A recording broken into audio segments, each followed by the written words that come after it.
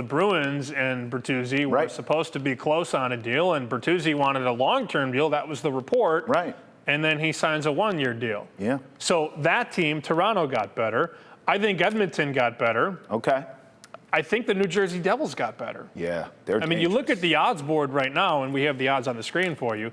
Carolina's favored to win the Stanley Cup. Bro. You know, and if you look at, I'm guessing we have FanDuel up, or that could be DraftKings too, 9-1 and 9-1 on Carolina and Toronto. I'm all over Carolina. It is DraftKings. You know, you mentioned Bertuzzi. How about Carolina? They got Dmitry Orlov.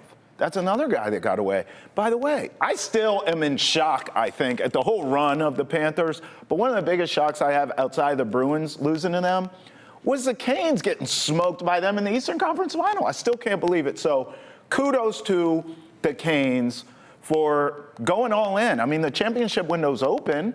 They re-signed some key guys. They get Orlov, as I mentioned. They are tough at home. I would bet on them, Sammy P., because you have to remember, like, the Bruins had this historic regular season. I would bet on the Canes to have home ice advantage throughout the playoffs next season. And who knows, you know, hockey's just so finicky with puck luck and different things.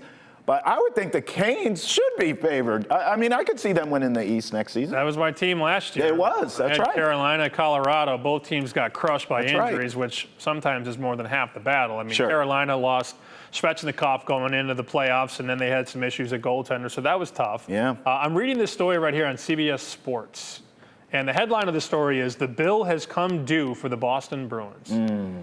Do you know the list of all the guys they've lost from last year? Oh, I know, it's crazy. Bertuzzi, Clifton, which isn't a big loss. Sure. Hathaway, Orlov, Yep. and then you have Taylor Hall and Nick Foligno, who were traded to the Blackhawks, who were just on the board there, and I'm sure we'll talk about in just a second. You also have two elephants in the room. There's usually one. This team has two.